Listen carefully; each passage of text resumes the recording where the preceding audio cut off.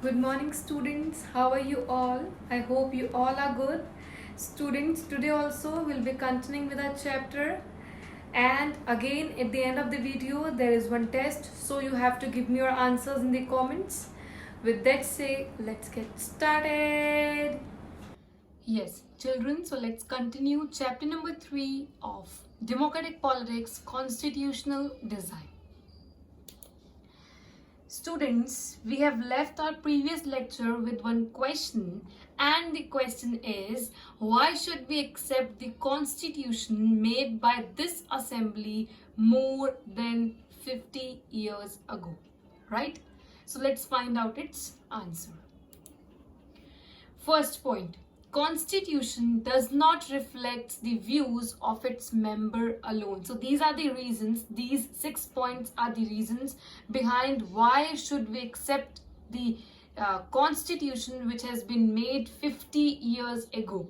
We are modern generation. Why should we accept all the rules and regulations which were made 50 years ago, more than 50 years ago, right? So these are the reasons that why should we accept those rules, regulations, those provisions or the main constitution, right?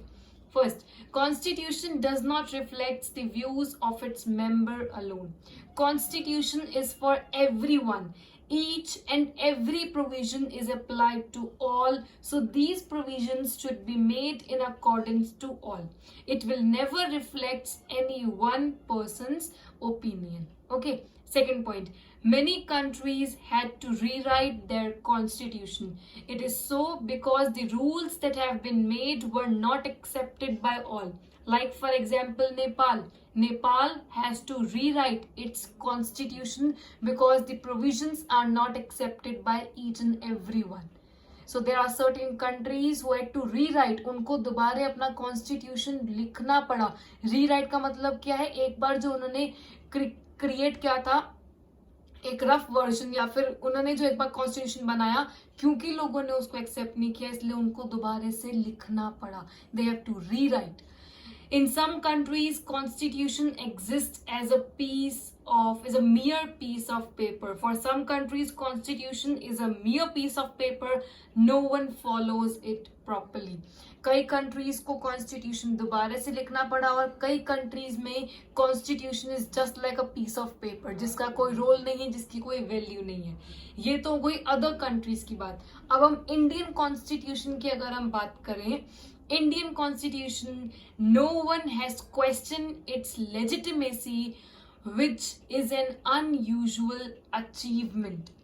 Because we took all the good points and added everything as per the needs of individuals, no one has questioned the legitimacy, the accuracy of our constitution, which is a great achievement to all the constitutional makers. हमने कहा था ना, constitutional makers, they were suffering from anxieties, they were suffering from various problems कि किस तरह से एक democratic India दिखे, किस तरह से हम constitution बनाएं कि हर एक individual उसको accept कर ले.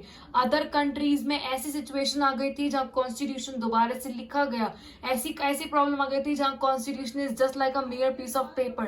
पर अगर हम Indian constitution की बात करें तो no one has questioned its accuracy और ये बहुत बड़ा अचीवमेंट है कॉन्स्टिट्यूशनल मेकर्स के लिए, इंडिया के लिए बहुत बड़ा अचीवमेंट है कि हम सब ने कोई भी despite having different opinions, despite having different view points, no one has questioned its accuracy, no one has questioned its legitimacy, and this is a great achievement for our constitutional makers, for our country.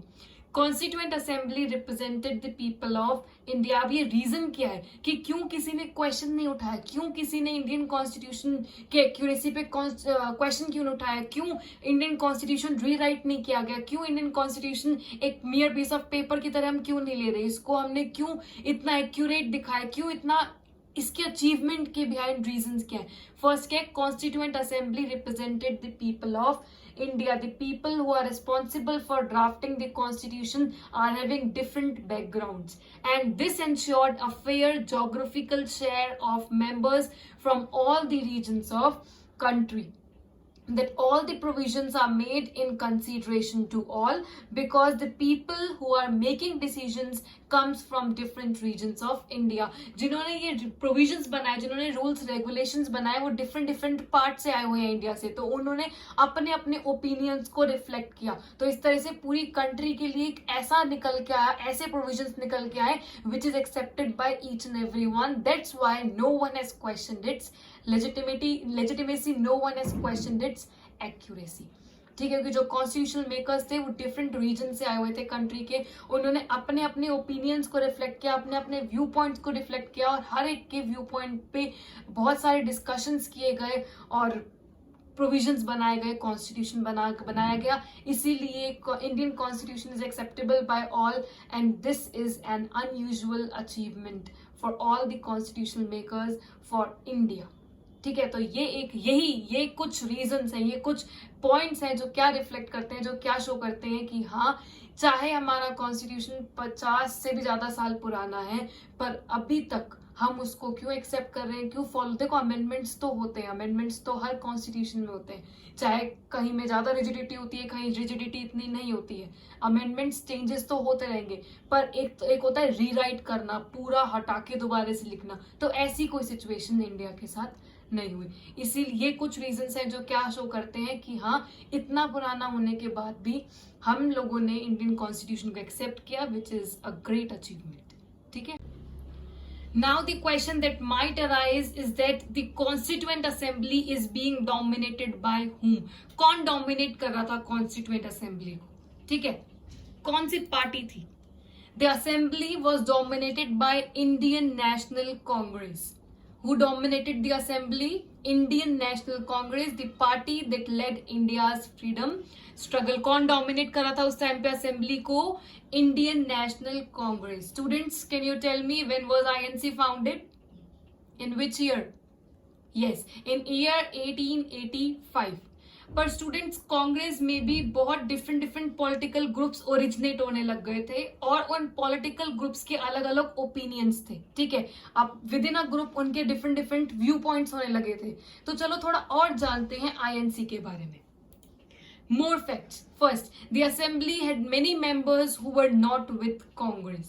Students, you know, about 80% members support Congress, and there were some members who were not with Congress, who were against it, like Jaipal Singh. He was the president of Adivasi Mahasabha, but slowly and gradually the popularity of his party declined. So initially there were some members, about 20% members are there who were not with the Congress. ठीक है, जो constituent assembly के जो total number of members थे, उसमें से कई members ऐसे थे जो कांग्रेस को सपोर्ट नहीं करते थे. तो ये फर्स्ट फैक्ट है. Second, the assembly represented members from different social groups. All the members are having different languages, caste, classes, religions, and occupation. Different background से आए हुए थे वो सारे जो भी असेंबली के जो लोग थे, और यही एक रीजन है कि हम अब भी उसको एक्सेप्ट क्यों कर रहे हैं, क्योंकि अलग अलग रिलीजन के लोग, अलग अलग कास्ट के लोगों ने अपने व्यू पॉइंट्स, अपने ओपिनियंस दिए. इसीलिए कोई अब भी क्वेश्चन नहीं करता है हमारे कॉन्स्टिट्यूशन की एक्यूरेसी को. Third point, members of assembly believed in different ideologies.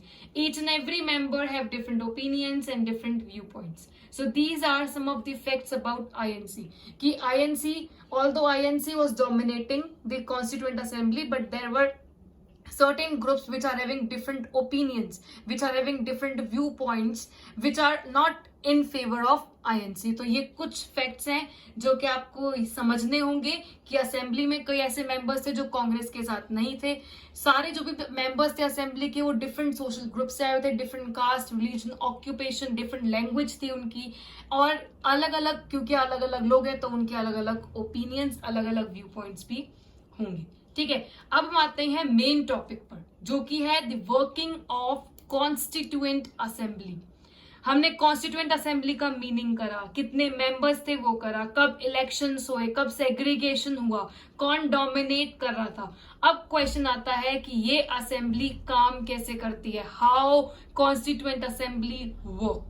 ठीक है, working of constituent assembly step by step पढ़ेंगे और बहुत इजी है समझना. First, it worked in a systematic, open and consensual manner. Consensual means accepted, सबके साथ एक म्यूचुअल कंसेंट के साथ. तो जो असेंबली थी वो सिस्टमेटिक वे में वर्क करती थी.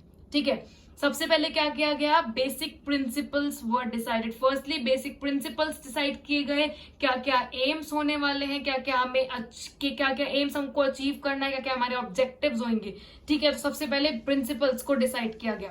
29 अगस्त 1947 को कॉन्स्टिट्यूएंट असेंबली सेटअप अ ड्राफ्टिंग कमेटी.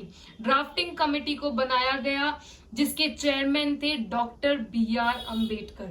और इस ड्राफ्टिंग कमेटी में 7 मेंबर्स थे including doctor B R Ambedkar. कितने मेंबर्स थे ड्राफ्टिंग कमेटी में? There were 7 members. Constituent assembly ने एक ड्राफ्टिंग कमेटी को सेटअप किया, which was chaired by whom, chairmanship of whom? Yes, under the chairmanship of Dr. B R Ambedkar. और इस drafting committee में टोटल कितने मेंबर्स थे? 7 मेंबर्स थे including doctor B R Ambedkar. अब इस ड्राफ्टिंग कमेटी का काम क्या था? Drafting committee prepared a draft constitution. Draft constitution prepare करना है. ड्राफ्ट कॉन्स्टिट्यूशन मतलब एक रफ वर्जन जिसको ऑफिशियली एक्सेप्ट नहीं कर सकते, उसमें कुछ चेंजेस किए जाएंगे और फिर उसको एक्सेप्ट किया जाएगा. ठीक है, तो ड्राफ्ट कॉन्स्टिट्यूशन बनाना ये ड्राफ्टिंग कमेटी का काम था. Several rounds of thorough discussions took place. बहुत डिस्कशंस किए गए कि क्या क्या चेंजेस लाने चाहिए, क्या क्या हमको रिमूव करने चाहिए, किन चीजों को इंक्लूड करना है, किन चीजों को एक्सक्लूड करना है. तो ये सारे बहुत सारे डिस्कशंस किए गए. More than 2000 amendments were made. 2000 से ज्यादा अमेंडमेंट्स हुए, 2000 से ज्यादा चेंजेस किए गए उस ड्राफ्ट कॉन्स्टिट्यूशन में. Members discussed for about 114 days spread over 3 years. 3 सालों में 114 days उन्होंने डिस्कशंस में लगाए. सारे मेंबर्स ने डिस्कशंस में लगाए. ठीक है, फिर every word spoken has been recorded and preserve. जो भी कुछ बोला गया, जो डॉक्यूमेंट प्रेजेंट की गई, उसको प्रिजर्व करके रखा गया, उसको सेव करके रखा गया. And these are called constituent assembly debates. इनको क्या कहा जाता है? Constituent assembly debates. जो कि जब प्रिंट किए गए तो वो 12 बल्कि वॉल्यूम्स में हुआ. इनका जब ये प्रिंट किए गए तो 12 बल्कि वॉल्यूम्स, बहुत मोटी मोटी बुक्स में इनको प्रिंट किया गया. इसीलिए कहते हैं India's constitution is one of the lengthiest constitution of the world. जब ये सारे जो भी डिबेट्स हुए, जो डिस्कशंस हुए, ड्राफ्ट कॉन्स्टिट्यूशन में जो भी सारे चेंजेस किए गए, क्या क्या इंक्लूड करना है, क्या क्या एक्सक्लूड करना है, 2000 से ज्यादा चेंजेस किए गए. इन सबको जब प्रिंट किया गया तो वो क्या निकल के आया? 12 बल्कि वॉल्यूम्स. इतनी मोटी मोटी बुक्स निकल के आई, 12. ठीक है, इसीलिए कहा जाता है कि इंडिया का कॉन्स्टिट्यूशन क्या है? लेंथीएस्ट कॉन्स्टिट्यूशन है. ठीक है, so this is the working of constituent assembly. समझ आ गया?